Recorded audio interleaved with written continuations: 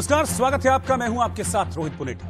गुजरात के केवड़िया में आज प्रधानमंत्री मोदी जमकर गरजे।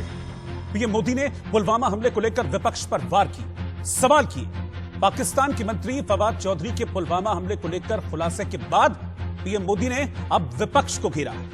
पीएम मोदी ने पड़ोसी देश की संसद ने स्वीकार किया है, इस बात का जिक्र प्रधानमंत्री ने आज अपने भाषण में किया। पीएम मोदी पुलवामा पर भद्दी भद्दी बातें जो कही उनका भी जिक्र करते हुए दिखे।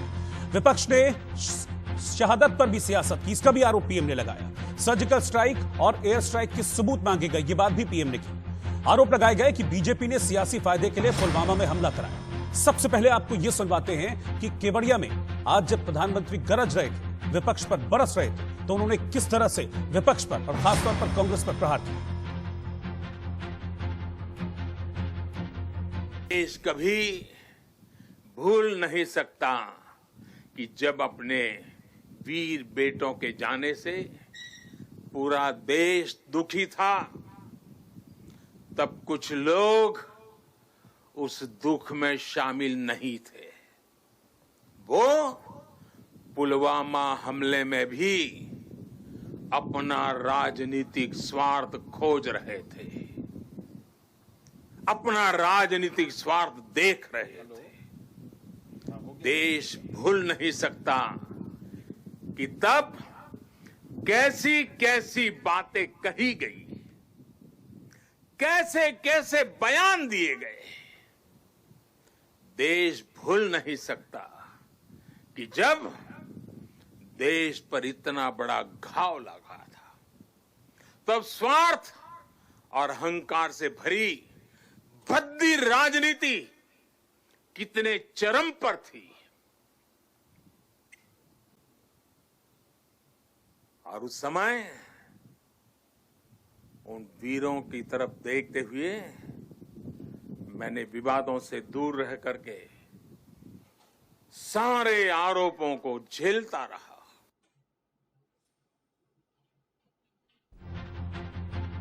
प्रधानमंत्री मोदी के इस बयान के बाद कांग्रेस नेता हरीश रावत का बयान भी आया। उन्होंने कहा कि कांग्रेस आज भी अपने सवालों पर कायम है, जबकि केंद्रीय मंत्री वीके सिंह ने सबूत मांगने वालों का इलाज करने की बात कही है।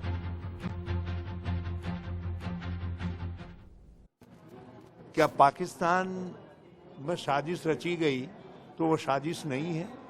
हमने जो सवाल उठाए थे वो आज भी मौजूद हैं और इससे इस बात की पुष्टि होती है कि एक षड्यंत्र रचा गया, चाहे वो पाकिस्तान में रचा गया। पाकिस्तान का कश्मीर की सारी घटनाओं में पाकिस्तान का हाथ है, तो मगर केंद्र सरकार उस षड्यंत्र का पूर्वाभास नहीं लगा सकी और इतनी बड़ी मात्रा में आरडीएक्स आने के कारण हमने अपने जवानों की जिंदगी से हाथ धोया, तो उस बात को तो उनको स्वीकार करना पड़ेगा। पाकिस्तान के मंत्री फवाद चौधरी के पुलवामा हमले पर कबूलनामे के बाद पीएम मोदी विपक्ष पर और खासतौर पर कांग्रेस पर हमलावर दिखे। ऐसे में सबूत गैंग पर, सवाल गैंग पर सीधे तौर पर सवाल खड़े होते हैं और वो सवाल ये है कि 40 जवानों की शहादत पर सियासत क्यों की गई। क्यों, जब 40 जवान शहीद हुए थे तो उस वक्त सियासी बयानबाजी हो रही थी। शहीदों का अपमान करने वाले अब चुप क्यों हैं, क्यों जवाब नहीं दे रहे हैं। पाकिस्तान के कबूलनामे के बाद अब कहां है सबूत गैंग, कहां है वो सवाल गैंग जो इस पर सवाल पूछ रहा था। पुलवामा में फायदा ढूंढने वाले राहुल गांधी कहां हैं, क्यों इस पर जवाब नहीं दे रहे हैं। क्यों वो चुप इस वक्त बैठे हुए हैं, कहां छिपे हैं चुनाव में फायदे के लिए सेना पर सवाल उठाने वाले। यानी कि सिर्फ सियासत को चमकाना था, इसीलिए पुलवामा को लेकर बीजेपी पर निशाना साधा गया, इसीलिए सरकार पर निशाना साधा गया, इसीलिए सरकार पर आरोप लगाए गए। अब सवाल यह उठता है कि कहां है वो सबूत गैंग, किस तरह की बयानबाजी की थी उस वक्त जब पुलवामा हमला हुआ था, जब देश को जरूरत थी, किस तरह की बयानबाजी हुई थी, किसने क्या कहा वो देखिए जरा आप। पुलवामा हमले का सबसे ज्यादा फायदा किसे, यह कहा था राहुल गांधी ने। उदित राज जो कि कांग्रेस नेता है, उन्होंने कहा 2024 से पहले एक और पुलवामा हो सकता है। क्यों कहा इस तरह की बयानबाजी, क्यों दी गई इस तरह की बयानबाजी, क्यों यह कहा गया कि 2024 से पहले एक और पुलवामा हो सकता है।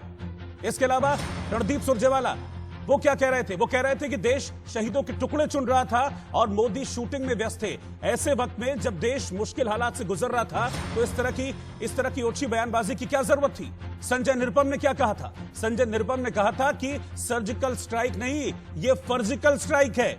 देखिए, जब देश के सैनिक वहां घुसकर पाकिस्तान को मारते हैं तो यहां देश में बैठे हुए नेता किस तरह से सेना का मनोबल तोड़ते हैं। ममता बनर्जी ने कहा था क्या लोकसभा चुनाव के लिए सरकार यह सब करवा रही है।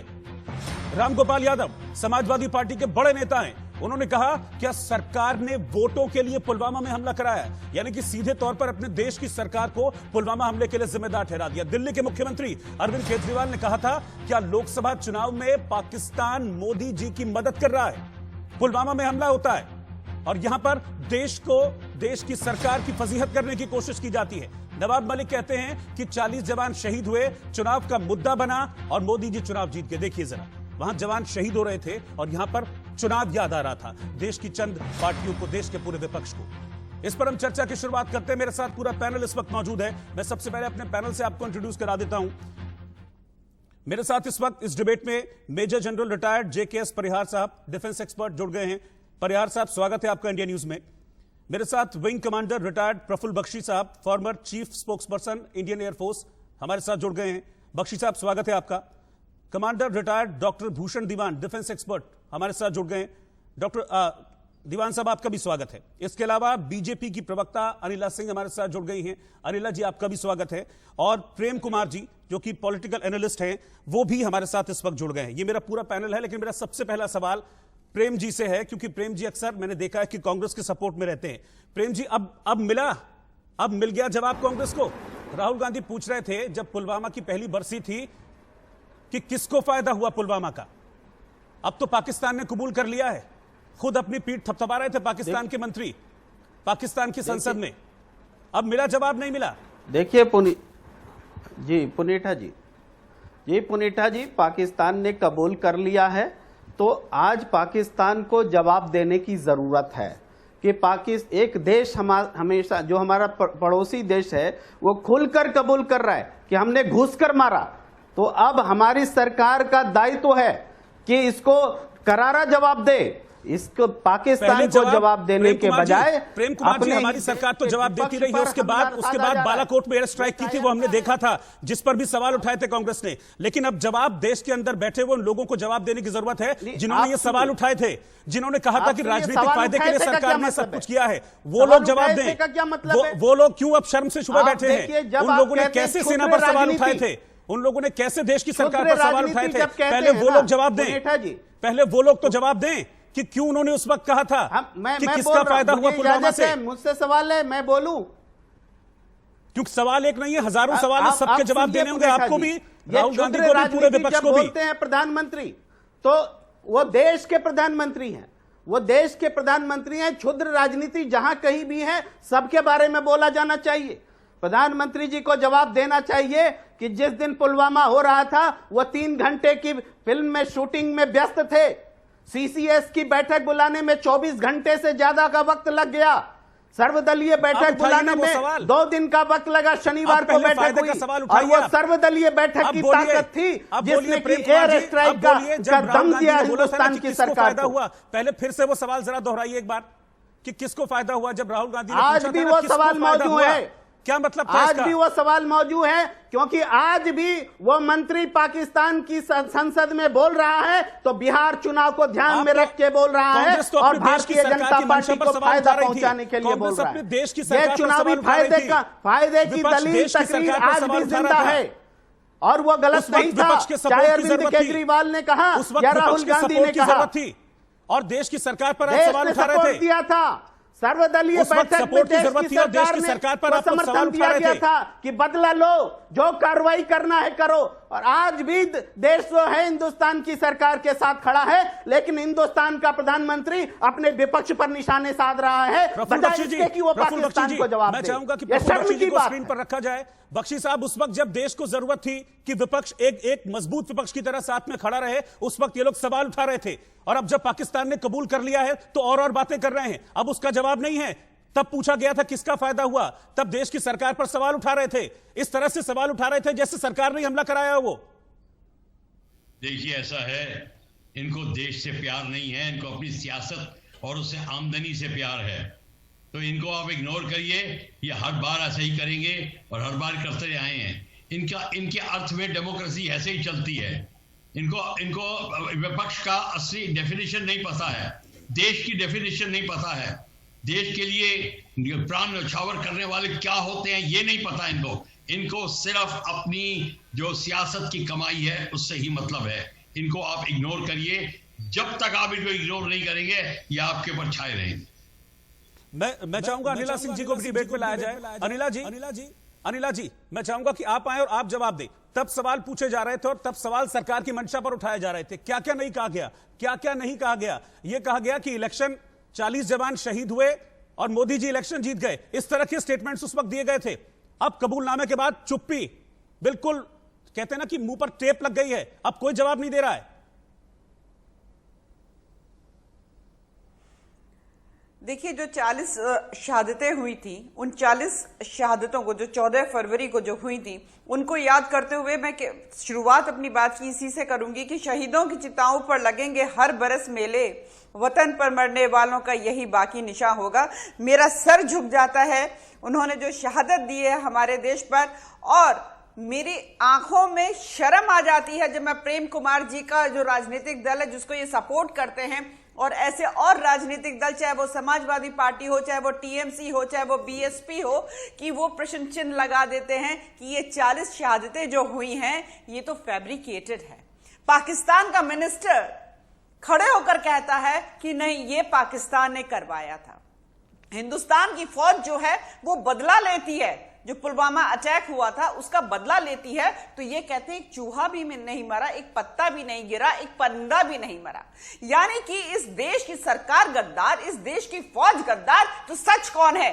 कांग्रेस पार्टी सच है, राहुल गांधी सच है, राम गोपाल यादव सच है। सच्चाई ये नहीं है, सच्चाई ये है कि हमारे फौजियों के ऊपर, हमारे सिपाहियों के ऊपर हमला हुआ और उसका बदला लिया गया, और ऐसा बदला लिया गया कि पाकिस्तान ने खुद एडमिट किया है कि उनके पैर जो हैं वो थर थर थर थर कांप रहे थे, और वो आज भी कांपते हैं। और ये है क्योंकि एक मजबूत राजनीतिक इच्छा शक्ति के साथ साथ एक मजबूत फौज हमारे साथ है।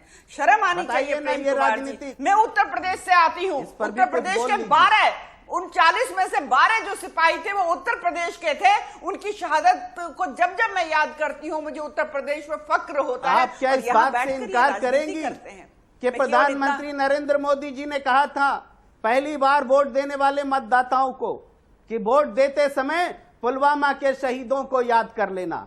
क्या प्रधानमंत्री नरेंद्र मोदी जी ने ऐसा नहीं कहा था? क्या उन्होंने शहादत के नाम पर वोट नहीं मांगे थे?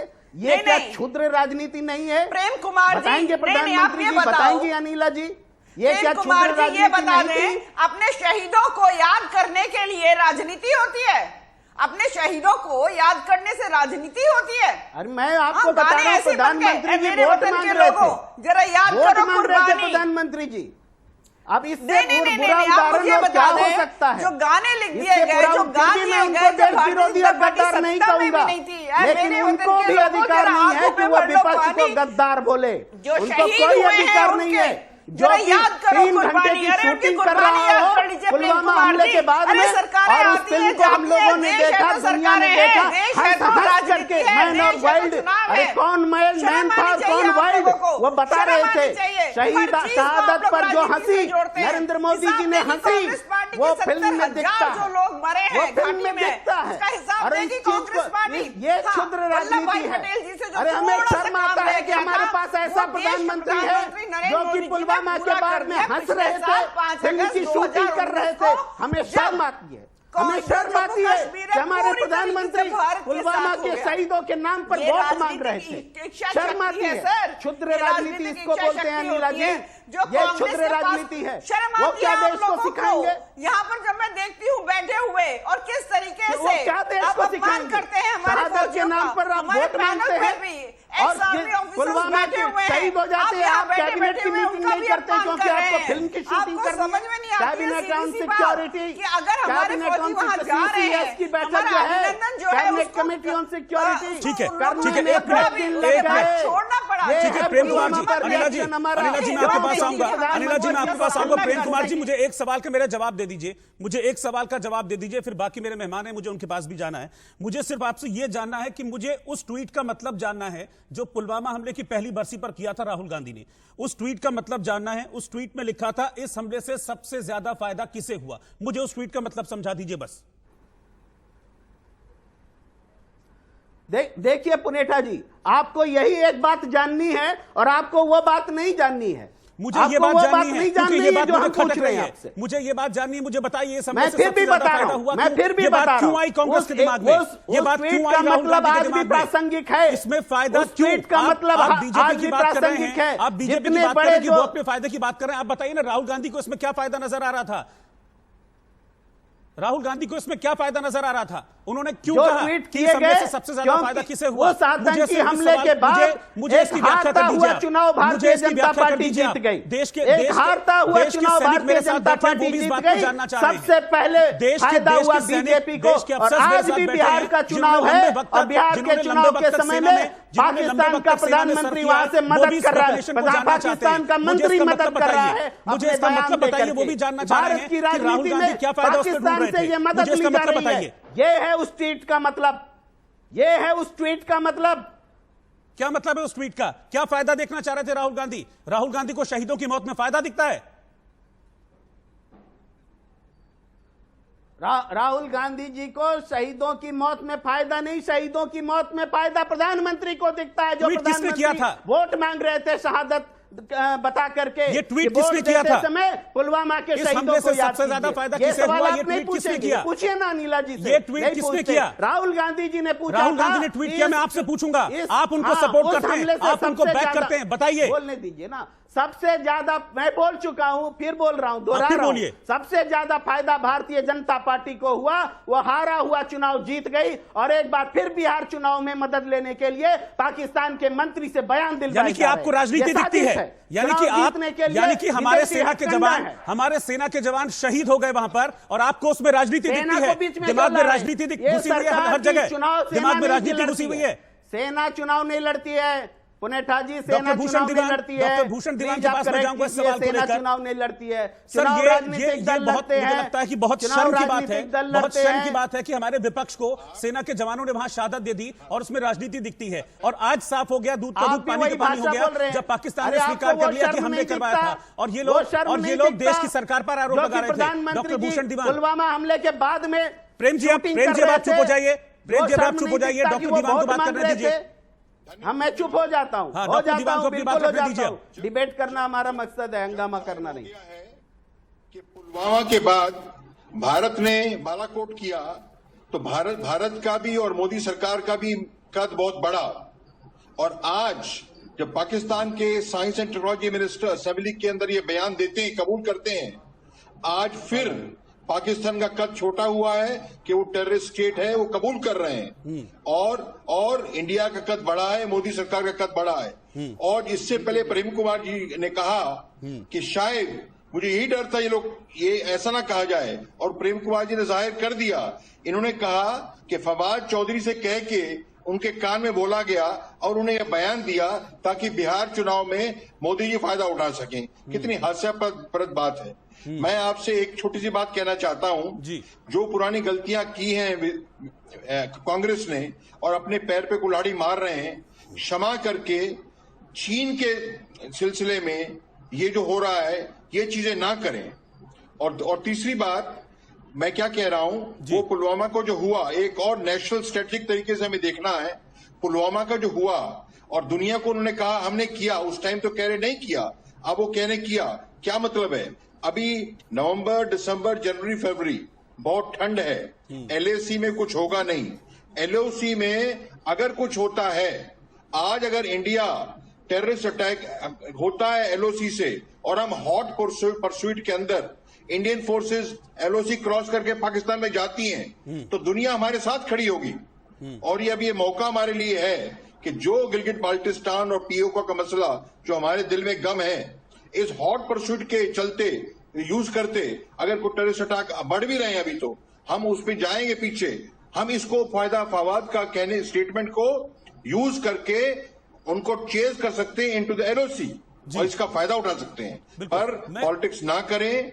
लेकिन सर पॉलिटिक्स हो रही है। के मामले में मैं चलूंगा इस पर। जनरल जेकेएस परिहार साहब भी हमारे साथ जुड़े हुए हैं, मैं उनके पास चलूंगा। हो रही है मैं परिहार साहब के पास चलूंगा, उनका भी एक रिएक्शन लेना जरूरी है। पॉलिटिक्स पहले भी होती रही है, पॉलिटिक्स तब भी कह रहे थे कि फायदा किसको हुआ, और परिहार साहब अभी बिहार चुनाव चल रहे हैं और बिहार चुनाव में फिर राहुल गांधी जा जाकर ये कह रहे हैं, सेना पर फिर सवाल उठा रहे हैं, कह रहे हैं कि एलएसी में चीन 12 किलोमीटर अंदर तक घुस गया, ये कह रहे हैं बिहार के चुनाव में। ये तो सियासत हो रही है हमारे देश में विपक्ष को लेकर। बताइए क्यों बार बार सेना पे ये लोग अटैक करते हैं?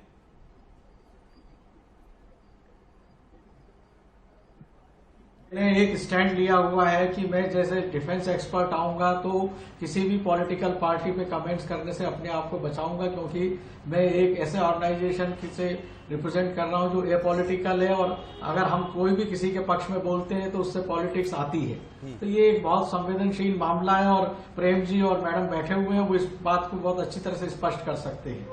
रहा सवाल मेरे वक्तव्य का, तो मैं इस बारे में यही कहूंगा कि हमें अपनी सरकार पे भरोसा रखना चाहिए, और सरकार अगर प्रधानमंत्री कोई भी बयान देते हैं, चाहे वो गुजरात में दे, चाहे लोकसभा में दे, चाहे बिहार में दे, तो वो देश को रिप्रेजेंट करते हैं, तो ये उनके बयान को माना जाना चाहिए, और साथ में ये उनसे भी अपेक्षा होती है कि वो प्रजातंत्र की और राष्ट्र की मर्यादा का पूरा पालन करेंगे।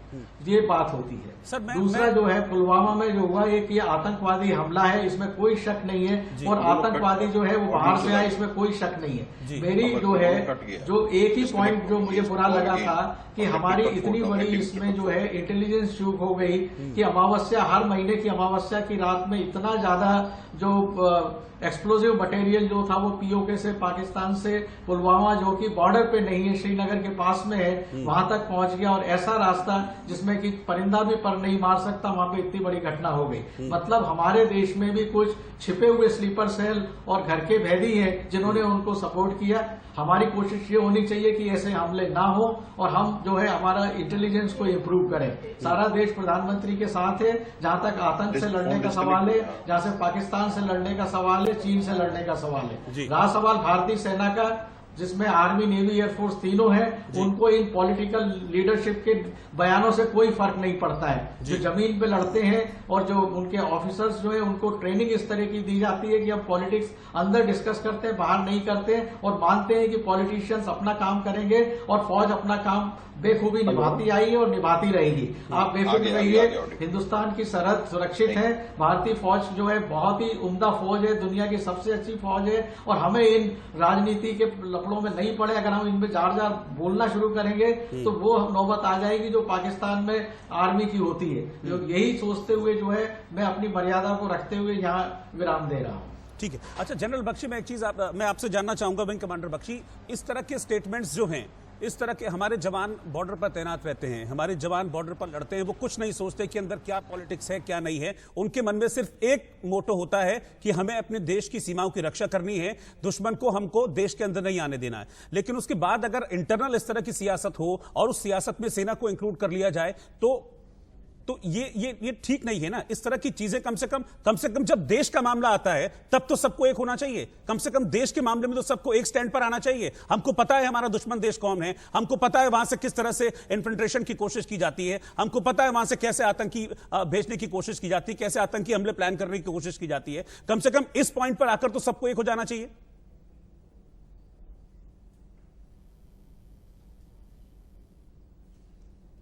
मुझे लगता है कि शायद बख्शी साहब तक आवाज नहीं पहुंच पा रही है मेरी। मैं इसी सवाल को लेकर चल रहा हूं डॉक्टर भूषण दीवान साहब के बाद। दीवान साहब, इस पर रिएक्शन चाहूंगा आपसे।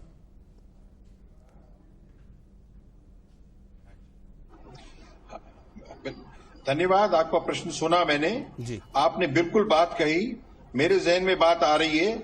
अगर यही सिमिलर प्रॉब्लम इस टाइप का हो जो आप रिकमेंड कर रहे हैं कि मिलिट्री को पॉलिटिसाइज ना करें, आप समझिए अमेरिका में, यूके में, किसी डेवलप्ड कंट्री में इस टाइप की बातें नहीं होती हैं कि मिलिट्री एक्शंस को और मिलिट्री ऑपरेशंस को और मिलिट्री हादसों को पॉलिटिसाइज कर दें। और देखिए फ्रांस में भी जो हो रहा है, इतना भारी कुछ हो रहा है। और जैसे अभी रावत साहब का बयान सुनाया, आदरणीय Rawat ji ex chief minister का बयान आपने सुनाया अभी कुछ देर पहले, हादसे हो जाते हैं डिस्पाइट बेस्ट एफर्ट्स। कोई भी सरकार हो, कुर्सी में हो सकता है, तो उस चीज को पॉलिटिसाइज ना करें, मनोबल वीक ना करें। हमारे घर पे जब अटैक हो रहा है, हम इकट्ठे मिलकर कहें इकट्ठे हो जाएं, ये ना कहें अटैक क्यों हुआ, आप सो रहे थे, इसका पोस्टमार्टम किया जाएगा। तो ये चीजें मिलिट्री के एक्शंस को आउट ऑफ बाउंड रखें और सारे इकट्ठे हो जाएं। अब क्या हो रहा है आपकी बातों से, आपने बिल्कुल ठीक कहा, चीन के माध्यम से जो बातें कही जा रही हैं लास्ट 5 महीने से अगेंस्ट कुछ आया है, फौज को है, फौज की, और चीन भी कह रहा है कि आप अपने फौजियों को जो गाने चलाएं, चीन ने हिंदुओं पंजाबी गाने वगैरह बॉर्डर पे चलाएं, क्या कहा है उन्होंने उन गानों में, ये भी कहा है अरे तुम यहां क्यों लड़ रहे हो, तुमको तो एज कैनन फॉडर बना के ये करने के लिए किया जा रहा है। यही बात है, कुछ पार्टियां कह रही हैं, तो ये तो चीन भी कह रहा है, हम भी कह रहे हैं, वो पहले भी होता था, जो पाकिस्तान कह रहा है कुछ पार्टियां कह रही हैं, ये गलत बात है। आप पॉलिटिक्साइज आर्मी को करेंगे, ये देश के लिए खतरा है, आर्मी के प्रोफेशनलिज्म पे, आर्मी की न्यूट्रलिटी पे खतरा है। जैसे अभी हम बैठे हैं, बोल रहे हैं, हम कनेक्टेड हैं, पर ये बात बिल्कुल गलत है। ये बिल्कुल बहुत अच्छा बोला आपने। आप एग्जाम्पल लीजिए, विदेश में किसी कंट्री में ऐसा होता है, तो ये बड़ा जरूरी है। ठीक है, बहुत अच्छा पॉइंट बोल रहे हैं। मैं आपके पास आऊंगा। प्रेम कुमार जी, मुझे एक चीज बताइए, अभी कुछ देर पहले तक आप ये कह रहे थे कि पीएम मोदी ने पुलवामा के नाम पे वोट मांगे, अभी राहुल गांधी क्या कर रहे हैं बिहार में जाके, वो तो चीन से जो इन्फिल्ट्रेशन चल रहा है भारत का, उस पर वो वोट मांग रहे हैं, और बल्कि उसमें वो सेना को निशाने पर वापस ले रहे हैं। वो कह रहे हैं कि देखिए कैसे घुसाई, हमारे सैनिक वहां पर तैनात थे लेकिन फिर भी चीन हमारे अंदर घुसाया। आप डिमोरलाइज नहीं कर रहे हैं राहुल गांधी वहां पर जाकर, बिहार में जगह जगह जाकर सरकार पर वार करने के लिए आप सेना पर सवाल उठाते हैं वहां पर? आप क्या हो रहा है? आपका बहुत जेन्युइन सवाल है। आज आप दोनों भाषणों को आप एक साथ रखिए। क्या बिहार की चुनाव रैली में प्रधानमंत्री जी को पुलवामा पर बोलना चाहिए था? यह भी बात बोलिए आप। जब राजनीति आप प्रधानमंत्री के तौर पर आप आदर्श ऐसा रखेंगे और विपक्ष से केवल एक्सपेक्टेशन रखेंगे कि वो ना बोले, बिहार की राजनीति में, बिहार की चुनाव की रैली में प्रधानमंत्री पुलवामा के नाम पर क्यों बोले? प्रधानमंत्री के किसी भी भाषण में सेना को डिमोरलाइज नहीं किया जाता है सर। फिर आप बोलिए, मैंने कहीं नहीं देखा कि सेना को डिमोरलाइज किया उन्होंने। अब ये कौन सी बात हुई? चुनाव की रैली मैंने कहीं नहीं देखा कि सेना को डिमोरलाइज किया उन्होंने है, और पुलवामा पर बोला जा रहा है, इससे बड़ा और सबूत कुछ नहीं हो सकता। मैंने कहीं नहीं देखा कि उन्होंने सेना को डिमोरलाइज किया। क्या आपने देखा कभी सेना को डिमोरलाइज किया? और राहुल गांधी का ये स्टेटमेंट, राहुल गांधी का ये कहना कि चीन हमारे भीतर घुस आया, ये सेना के मोरल को बढ़ाने वाला है या डिमोरलाइज करने वाला है? मुझे बताइए। बड़ी राजनीतिक पार्टी नहीं है जो सरकार में नहीं रही और जिसने सेना को टैकल नहीं किया, जिसके साथ सेना नहीं रही। इसलिए ये मत बोलिए, कांग्रेस से ज्यादा अनुभव किसी और पार्टी को नहीं है सेना को। तो फिर क्यों इस तरह के स्टेटमेंट्स दिए जाते हैं सर? क्यों इस तरह के स्टेटमेंट्स दिए जाते हैं जो कि डिमोरलाइज कर देते हैं? मैं ये प्रश्न कर रहा हूं, मैं ये कह रहा हूं, राजनीति को सर्वदलीय बैठक करें, तय करें कि क्या बोलना चाहिए क्या नहीं बोलना चाहिए। ऐसा नहीं होगा कि प्रधानमंत्री रैली करेंगे, चुनाव की रैली में बिहार में, और वोट मांगेंगे। इसलिए आप सेना पे सवाल उठाएंगे? आम चुनाव होगा तो बोलेंगे, इसलिए आप सेना पे सवाल उठाएंगे तो पुलवामा को। अनिला जी, इसलिए इनको सेना पे सवाल उठाने का लाइसेंस मिल जाता है क्या? ऐसा नहीं होगा। इसीलिए सेना पे सवाल उठाने का लाइसेंस मिल जाता है के लिए अपील करिए अनिला जी, कोई राजनीतिक दल ऐसा ना करे। देखिए प्रेम कुमार जी, देखिए नहीं, सबसे पहली बात तो ये समझ लीजिए प्रेम कुमार जी, जैसे जिन शब्दों का प्रयोग आपने अभी किया फौज के लिए कि फौज को टैकल करती है हर सरकारें, तो ये जो टैकल है ना, ये टैकल वर्ड जो है, आपका जो शब्द है बिल्कुल गलत है। फौज जो है वो अपना काम करती है और जो कोई भी सरकार हो उसके कोऑर्डिनेशन में काम करती है। और जिस प्रकार की लिबर्टी जो है, जो प्रेजेंट गवर्नमेंट है, नरेंद्र मोदी, नहीं अब आप शांत रहिए ना, आप बोल रहे थे, मैं सुन रही थी प्रेम कुमार जी, ये बहुत दिक्कत है। जितने भी ये कांग्रेसी इतने ज्यादा बौखला जाते हैं, और अपनी बारी का इंतजार करिए ना। अगर आप तथ्यों पे बात करते हैं तो अपनी बारी का इंतजार करिए। कौन सा तरीका होता है? आप, हाँ नहीं, मैं बोल रही हूँ ना, जिनके पास तथ्य नहीं होते वो चिल्लाते हैं, तो आप बीच में क्यों चिल्ला रहे हैं? हाँ, आप मुझे मत बताइए कि फौज को कैसे टैकल किया जाता है। टैकल नहीं किया जाता। फौज जो है कोऑर्डिनेशन में काम करती है और उसको पता है कि देश की सुरक्षा जो है उसके लिए सर्वोपरि है। सरकारें आती जाती रहती हैं, अरे देश रहेगा तो सब कुछ रहेगा ना। कांग्रेस पार्टी ने तो देख लिया, हमने कांग्रेस पार्टी का चरित्र 1947 से लेकर 2014 तक, जब ये लोग सत्ता में आए हैं, किस प्रकार से जो पाकिस्तान के साथ मिलकर एक जो अनस्टेबिलिटी जो है वो हमेशा क्रिएट करने की कोशिश की गई है। तो मैं तो आपको यहाँ पे 100 उदाहरण दे देती हूँ, क्या हर बार ठीक है आपने अनिला जी, चुनावों के लिए अनिला काम जी किया और बाकी है? सभी फौज को मेहमान सब चुनाव हमारे के लिए साथ बने रहेंगे। इस्तेमाल बस किया है। मुझे इस वक्त की हेडलाइंस बतानी है। हेडलाइंस के बाद विद इन 30 सेकंड्स में आपके पास वापस लौट रहा हूं। सवाल यही है कि क्या सियासी फायदे के लिए पुलवामा को मुद्दा बनाया गया था? क्या शहादत पर सवाल उठाने के पीछे सिर्फ और सिर्फ यह सियासी फायदा था विपक्ष का? इस वक्त की हेडलाइंस, वापस लौट रहे हैं चर्चा पर।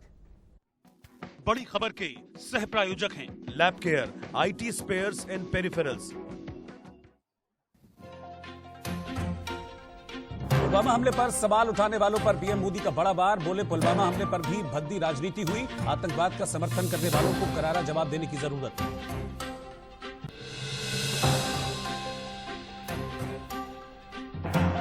पीएम मोदी ने देश को दी सी प्लेन की सौगात। केवड़िया साबरमती रिवर फ्रंट के बीच भरी पहली उड़ान, सिर्फ 45 मिनट में होगा 220 किलोमीटर का सफर। ममता सरकार को चुनौती देने 5 नवंबर को बंगाल जाएंगे गृह मंत्री अमित शाह। अगले विधानसभा चुनाव के लिए तैयार करेंगे बीजेपी की रणनीति का मास्टर प्लान। बिहार के चुनावी रण में तेजस्वी यादव की जेपी नड्डा को खुली चुनौती। कहा, हमसे विकास के मुद्दे पर बहस कर लें। पूछा, विशेष राज्य का दर्जा अब तक क्यों नहीं मिला?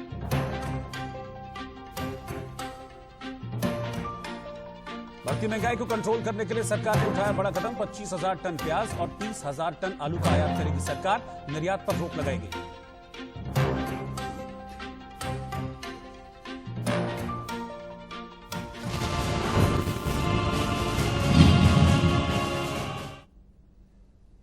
तो क्या पुलवामा हमले को लेकर सियासत की गई? पुलवामा हमले को लेकर जिस तरह से देश की सरकार पर सवाल उठाए गए थे, अब पाकिस्तान के मंत्री फवाद चौधरी के कबूलनामे के बाद, वो कबूलनामा जो कि फवाद चौधरी ने पाकिस्तान की संसद में किया, सबके सामने किया, पूरी दुनिया ने उसको देखा, और पुलवामा हमले पर अपनी और इमरान खान की पीठ ठोकते हुए फवाद चौधरी नजर आए हैं। इसके बाद अब सवाल ये उठ रहा है कि जब पुलवामा हमला हुआ था तो क्यों विपक्ष सरकार को निशाने पर ले रहा था? क्यों इस मंशा से सरकार पर सवाल उठाए गए, जैसे कि सरकार ने ही जो पुलवामा हमला उसका प्लान किया गया? क्योंकि इस तरह की बयानबाजियां हुई थी। पूरा पैनल इस वक्त मेरे साथ लगातार बना हुआ है। मैं चलूंगा वापस अपने पूरे पैनल के साथ। मैं अनिला जी के पास चल रहा हूं वापस। अनिला जी, आपको क्या लगता है क्यों उस वक्त इस तरह की सियासत की गई? क्यों उस वक्त इस तरह के बयान दिए गए? सियासी फायदे के लिए क्या ये बयान दिए गए? ये फायदा जैसा शब्द मुझे लगता है कि उस समय क्यों इस्तेमाल किया गया, ये मुझे लगता है कि ये बहुत शर्मनाक ये सब कुछ रहा। जो उस वक्त कम से कम फायदा जैसा शब्द तो इस्तेमाल नहीं करना चाहिए था, जब देश एक बहुत बड़े संकट से उस वक्त गुजर रहा था। 40 जवानों ने शहादत दी थी। जी देखिए रोहित जी, मालूम है मुझे बहुत गुस्सा आता है और दुख भी होता है जब राजनीतिक दल हमारी देश की फौज को और हमारी देश की महिलाओं को राजनीतिक टूल्स की तरह इस्तेमाल करते हैं। जब फौज को ये बोल देंगे कि इनके क्योंकि पॉलिटिकल गेन लेना था, राजनीतिक फायदा लेना था, इसलिए फौज को बोल दिया जाओ जाओ अटैक करो। उधर से जैश ए मोहम्मद को कह दिया तो अच्छा तुम लोग आओ और ये कारवां जा रहा है 2,500 सिपाहियों का, इसके ऊपर अटैक कर दो। अच्छा ठीक है, तुम 40 लोगों को मार दो। ये तरीका होता है? बिहार चुनाव के बारे में ये लोग कह रहे हैं कि पुलवामा का जिक्र इसलिए आ गया क्योंकि बिहार के चुनाव हो रहे हैं। अरे जो 40 लोग मरे थे उसमें से मात्र 1 या 2 जो सिपाही थे वो बिहार के थे, 12 हमारे उत्तर प्रदेश के थे। अगर पुलवामा का जिक्र लाना होगा तो उत्तर प्रदेश के चुनाव में लेकर आएंगे ना। कुछ तो बुद्धि लगा लिया करिए आप लोग। जब मौका पड़ता है महिलाओं को पॉलिटिकल टूल बना लेते हैं, जब मौका मिलता है आप लोग फौजियों को पॉलिटिकल टूल बना लेते हैं। वहां पाकिस्तान में उनका मिनिस्टर कह रहा है कि हाँ ये पूरी साजिश जो है पाकिस्तान की थी, भारत की फौज ने इनको बिल्कुल धूल चटा दी थी।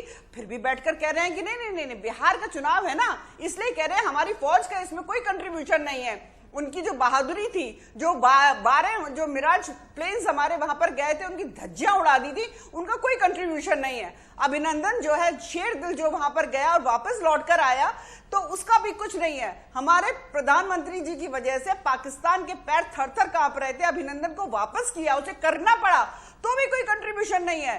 देश बेकार, फौज बेकार, तो क्या अच्छा है? कांग्रेस पार्टी बहुत अच्छी है जिसने 1947 से लेकर 2014 तक बारंबार जो है इस प्रकार की हरकतें करी कि उधर घाटी की अगर हम बात करते हैं तो स्टेबिलिटी आ ही नहीं। तो मैं बोलूं जो काम उस वक्त इनकम्प्लीट रह गया था ना प्रेम कुमार जी, 2019 5 अगस्त हमारे देश के प्रधानमंत्री ने पूरा कर दिया। अब कश्मीर और जम्मू जो है हमारा पूरा अब अभिन्न अंग हो गया है भारत का।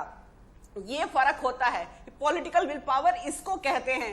देश क्या होता है, अपने से ऊपर होता है कि नहीं होता है, उसका ये उदाहरण है। 5 अगस्त फौजी 2019 बैठे हुए से हैं, पहले बता अभिन्न देंगे, नहीं था। फौजी बैठे हुए हैं, बता जानकारी देंगे दुरुस्त करिए अनिला जी। अरे चाइना की बात कर लो, दुरुस्त चाहे करिए। पाकिस्तान की बात कर लो, जिस तरीके से हमारी फौज ने जवाब दिया है पाकिस्तान और चाइना को, मैं सल्यूट करती हूँ, मैं सल्यूट करती हूँ अपनी फौज को। आप लोगों की तरह नहीं कोई परिवर्तन नहीं हुआ है, भारत की सीमा नहीं बदल गई है। पहले भी और जब हमारे 370 पाकिस्तान ने नहीं लगाया था, हमारी सरकार ने लगाया, सलूट करती हम लोगों ने लगाया, बहादुरी को विशेष राज्य का दर्जा जम्मू कश्मीर को पाकिस्तान ने नहीं दिया था, हमने दिया था, राजनीति करिए, हमने दिया था। जो है एंटरटेन नहीं करता है ये देश, जो है फौज का पॉलिटिसाइजेशन जो आप लोग करते हैं प्रेम कुमार जी, उसको एंटरटेन नहीं करता है। आप तो अपनी कब्र खुद ही खुदवा रहे हैं। कांग्रेस जो है अपनी कब्र खुद ही खुदवा रही है, ये कह के कि हमारे फौजियों का कोई कंट्रीब्यूशन नहीं रहा, जो दांत खट्टे करके आए हैं ये पाकिस्तान में बालाकोट में जो उत्तर देकर आए हैं। शर्म करिए, कुछ तो शर्म करिए। बोलिए प्रेम जी। हाँ, मैं अनिला जी बहुत कह रही है राजनीतिक और बिहार का जिक्र। देखिए पूरी डिबेट ही इसीलिए हो रही है कि पुलवामा को लेकर के एक स्थिति बनी है और बिहार चुनाव में, बिहार की रैली में प्रधानमंत्री बोल रहे हैं। कोई प्रधानमंत्री देश के नाम संबोधन नहीं बोल रहे हैं जो हम उसको उस रूप में लें, वो चुनावी रैली बोल रहे हैं, राजनीतिक भाषण दे रहे हैं और राजनीतिक भाषण में पुलवामा का इस्तेमाल हो रहा है, ये बात मैं कह रहा हूं। और जब प्रधानमंत्री कर रहे हैं तो वो सही है, और कोई विपक्ष का नेता अगर जी प्रेम जी, ये डिबेट इसलिए हो रही है कि सवाल क्यों उठाए गए, क्यों उठाए गए थे उस वक्त सवाल, ये डिबेट इसलिए हो रही है, इसका जवाब चाहिए मुझे। कौन से सवाल उठाए गए थे और कौन से नाजायज थे? सवाल उठाए गए थे। आप ये क्यों कहा? मैं फिर कहूंगा ये सवाल क्यों उठाया गया, ये सवाल क्यों उठाया गया कि पुलवामा हमले से किसे फायदा हुआ, ये सवाल क्यों उठाया गया कि पुलवामा हमले से किसे फायदा हुआ, ये सवाल क्यों उठाया गया? आप सुनिए, पुलवामा हमले के जवाब में हमने जो बालाकोट किया उस पर भी सवाल उठाए, उसके भी सबूत मांगे, देश ने किया, उसके भी सबूत मांगे, देश ने किया। आपको सर्जिकल स्ट्राइक की भी सबूत चाहिए, हमारा अंदरूनी मामला है, आपको सर्जिकल स्ट्राइक की सबूत चाहिए, आपको बालाकोट के सबूत चाहिए, राजनीति के हर चीज के आपको सबूत चाहिए। सेना के जवान अपनी जान लड़ाकर वहां पर सर्जिकल स्ट्राइक करने गए, जब भारत चीन युद्ध हो रहा था, वहां आतंकियों को मारा, वापस लौटे, बालाकोट में सर्जिकल स्ट्राइक हुई, उसके आपको सबूत चाहिए। सेना के जवान अपनी जान हथेली पर लेकर देश की रक्षा करते हैं, उसके सबूत चाहिए होते हैं आपको। आलोचनाएं सुनी, और पुनेटा जी सुन लीजिए, संसद में पंडित नेहरू ने अटल बिहारी वाजपेयी जी से वो तमाम सवाल लिए, तमाम आलोचनाएं ली भारत चीन युद्ध के दौरान, कभी नहीं कहा बालाकोट के सबूत किसने मांगे?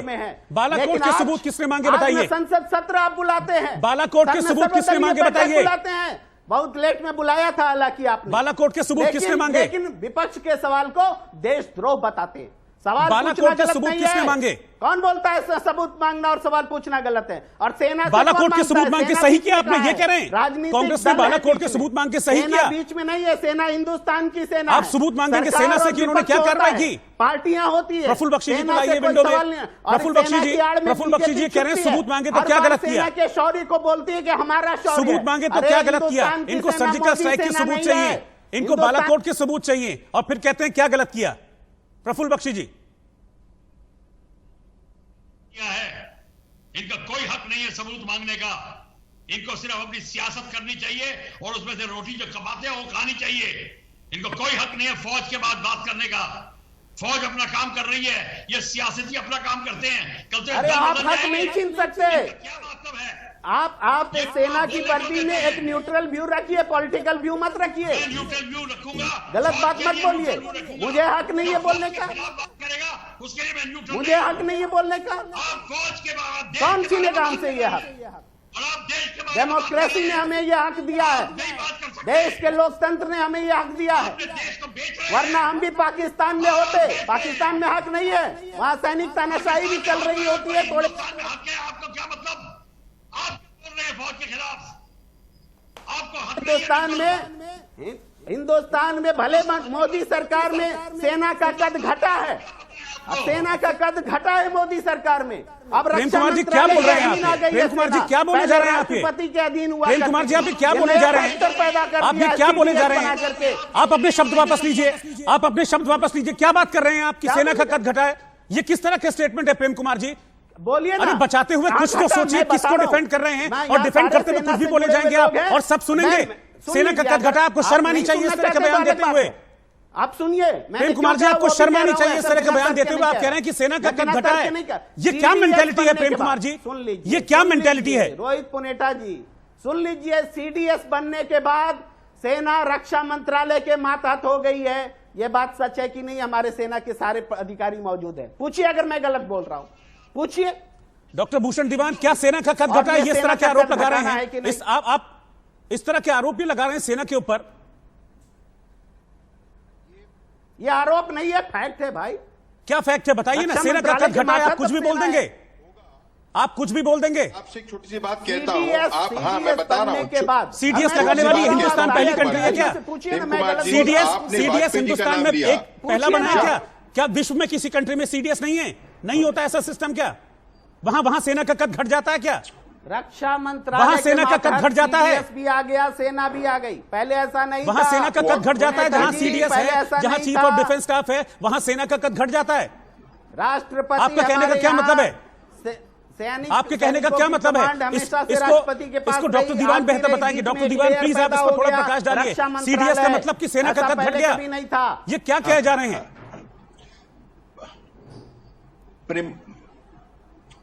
ये प्रेम कुमार जी का व्यू है। पर प्रेम कुमार जी ये देखिए, आपने वाजपेयी जी का नाम लिया, एक दरिया दिली से काम लिया वाजपेयी जी ने। क्या किया? 1971 की लड़ाई में जब हिंदुस्तान फौज ने बांग्लादेश अलग कर लिया, खींच लिया पाकिस्तान से, तो वाजपेयी जी ने क्या कहा कि इंदिरा गांधी दुर्गा माता है। मैं क्या कहना चाहता हूं, देश सर्वोपरि है, देश की सुरक्षा सर्वोपरि है, सेना का मनोबल सबके लिए सर्वोपरि है।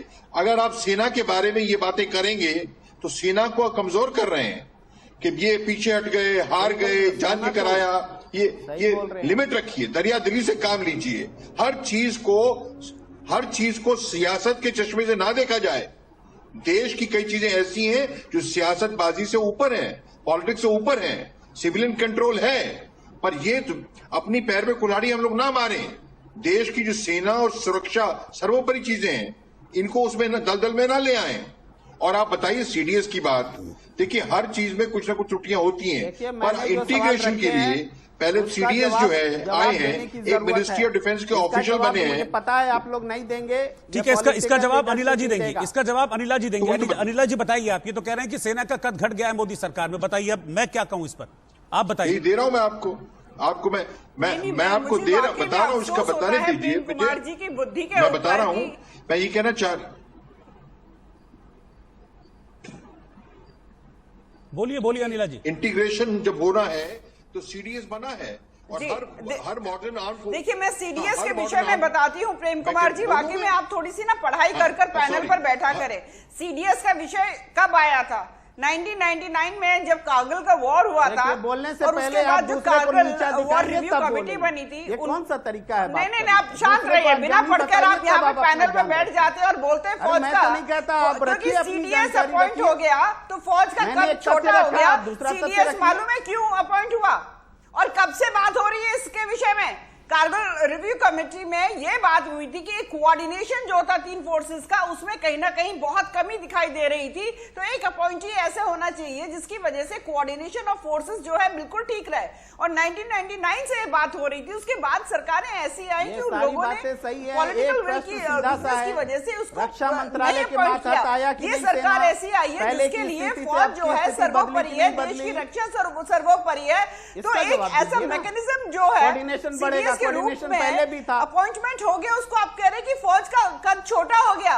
फौज के विषय में जानता कितने हैं आप प्रेम कुमार जी, जो यहाँ बैठकर आप बोल रहे हैं कि फौज का कद छोटा हो गया? कितना जानते हैं फौज के रक्षा विषय में, मंत्रालय के मातहत सीडीएस नहीं के था। विषय में तक नहीं जानते कि सीडीएस का विषय जो बताइए है ना, कब से सेना चल का रहा है, तीनों और ये प्रमुख किसी जो CDS है, प्रधानमंत्री वो भी रक्षा मंत्रालय के मातहत है। का व्यू नहीं था, किसी छोटा नहीं हुआ पॉलिटिकल तो क्या पार्टी हुआ? का जवाब व्यू नहीं दीजिए ना, था। कैसे एक कमेटी कैसे इसको अपने सेना रिव्यू को करती है, वो स्वायत्त बना कमेटी दिया कि रिकमेंड प्रमुख बना करती दिया है, कि अरे अधिकार कुछ दे दिए, पढ़कर आया आपने करे। हटा दिए सेना के ये अधिकार। कांग्रेस के साथ दिक्कत ही ऐसी है कि केवल चिल्लाना पढ़कर जानते आए, हैं, आप तथ्य जवाब नहीं है दीजिए ना, आपके जवाब पास। दे नहीं पा रही, तथ्य दूसरे नहीं को है, अनपढ़ तथ्यों बता के रही। आधार में बात कर रहे होते आप तो अभी दूसरे ये को बात अनपढ़ आप बता नहीं रही हैं, करते। जवाब दे नहीं पा रही। ये नहीं बात करते अरे आप। चलिए, प्रेम कुमार को अगर कुछ नहीं अगर आता जाता। सीडीएस आप कुछ कहते नहीं हैं कि आता कद जाता, छोटा हो यूं ही गया तो पैनल आपको पे बैठ शर्म गया। आनी चाहिए इस प्रकार की लेकिन बातें जवाब दे करते हुए। दीजिए ना कांग्रेस इस के लाइन का। साथ दिक्कत ही ऐसी है। और अब इसमें सोनिया हम शर्म गांधी नहीं जो लेंगे, सवाल पूछने के लिए भी शर्म आतंकवादियों हम के महसूस लिए करें। 100 आंसू कमाल टपकाती की बात करती हैं हाँ, अनिल उनके लिए अनिला मैं क्या सोचूं? मैं कांग्रेस सवाल पार्टी पूछूं जो तो है इसके लिए वो शर्म भारत करो। की फौज के साथ खड़ी होगी, वो तो जैश ए मोहम्मद के साथ खड़ी होगी, लश्कर तैयबा के साथ नहीं मिला खड़ी जवाब, होगी। मणिशंकर सुनीता जी, अय्यर जो जवाब नहीं पाकिस्तान में मिलेगा। जाकर बोलते हैं,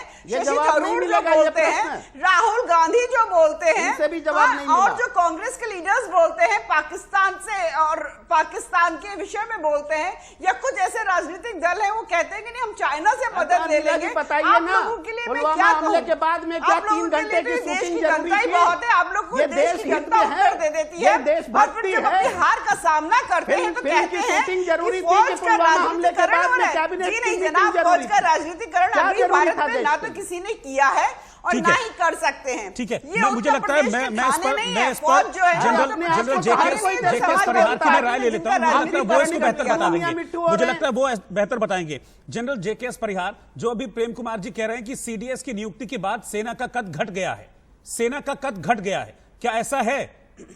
क्या यह कहना ठीक है? क्या यह हमारे सैनिकों के मनोबल पर असर नहीं डालेगा? क्या यह कहना ठीक है कि सेना का कद घट गया है?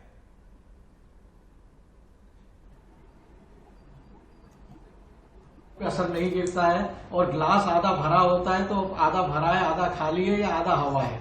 उसी तरह से मैं कहूंगा सीडीएस जो है वो जरूरी था और तमाम दुनिया के तमाम देशों में सीडीएस जो है वो ऑपरेटेबल है।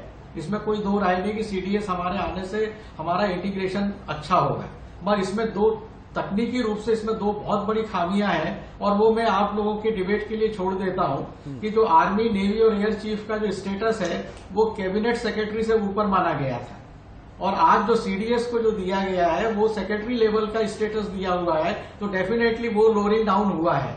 तो गवर्नमेंट को इसको जो सेक्रेटरी अमेरिका और यूके में सेक्रेटरी वर्ड मिनिस्टर के लिए यूज होता है और वहां पे सीडीएस जो है he is equivalent to the minister. तो हमारे सीडीएस को कम से कम स्टेट मिनिस्टर का दर्जा तो देना ही था, सेक्रेटरी का दर्जा देना जरूर सीडीएस अपॉइंटमेंट का लोअरिंग डाउन है। दूसरी बात, सीडीएस के पास में इंपॉर्टेंट पावर नहीं दी गई है, वो मिलिट्री इक्विपमेंट प्रोक्योरमेंट में उसका कोई रोल नहीं है, जबकि दूसरे देशों में होता है।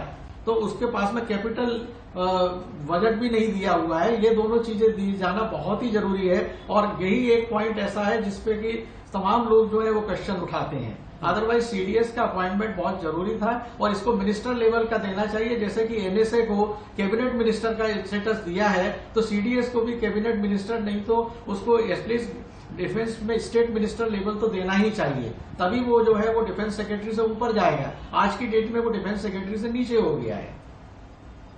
ठीक है, तो ये इसको टेक्निकल इशू है, पर इससे जो है आर्मी के मनोबल पे जो है पुनेठा जी ग्राउंड जवाब लेवल पे मिल फर्क गया नहीं होगा। पड़ता है, पर अनिला जो जी को भी हेडक्वार्टर्स जवाब में मिल काम गया करते हैं होगा, पूरी बात सुनिए ना उनकी। और अनपढ़ बता रहे हैं। पूरी बात सुनिए उनकी, पूरी बात सुनिए, मैं कह रहा हूं पूरी बात सुनिए। तो क्या यह कहना ठीक है कि सेना का कद घट गया है?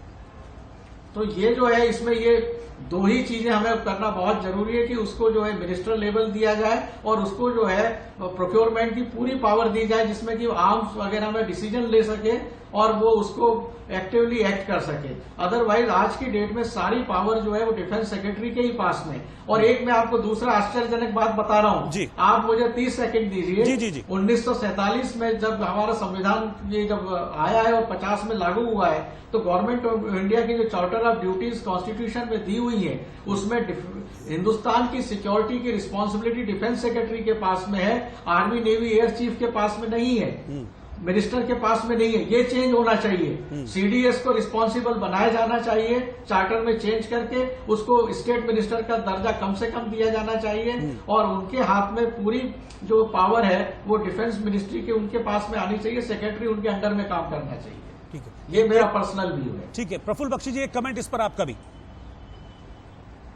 ऐसा है, सीडीएस की जो नियुक्ति की गई है वो बिल्कुल कांग्रेस चाहती ही नहीं थी, वो कभी नहीं चाहती थी। वो इसलिए नहीं चाहती थी कि कांग्रेस के जो ब्यूरोक्रेट्स जिनको उन्होंने पाला हुआ है वो नहीं चाहते कि ये फौजी आकर उनके ऊपर अपनी असली जगह पे बैठ जाएं, जो सारी दुनिया में है। जैसे 1947 के बाद था, हर एक लड़ाई के बाद फौज का हैसियत डाउन की गई है, हर एक लड़ाई के बाद इनकी पेंशन आदि की गई है, इनकी पे आदि की गई है। आप पूछ लीजिए जितने मेरे कलीग बैठे हुए हैं कि मैं झूठ बोल रहा हूँ कि सच बोल रहा हूँ। इसीलिए फौज हताहत है, दुखी है, और ये पिछली गवर्नमेंट ने किया है, और इसका खामियाजा देश को भुगतना पड़ता है। फिर भी हमारी फौज जो है खड़ी है और इन लोगों को बिल्कुल इग्नोर कर रही है। ये जो बात की गई है कि सिर्फ फौज का जो दर्जा नीचे किया जा रहा है, ये पिछली सरकार ने जोर लगा के किया है और अभी भी करने की कोशिश कर रही है। इसलिए फौज का जो मनोबल तो नहीं घट रहा, पर रोष पैदा हो रहा है, गुस्सा आ रहा है। जी, ये कैसे लोग हैं ठीक है, जो हम देश के लिए खून न्यौछावर कर रहे हैं और ये पीछे सियासत कर रहे हैं। बिल्कुल, सेना के नाम पर सियासत नहीं होनी चाहिए, कम से कम सेना के नाम पर सियासत नहीं होनी चाहिए। कोई भी ना करे वो सियासत, चाहे विपक्ष हो या कोई भी हो, सेना को इस सियासत से दूर रखा जाना चाहिए।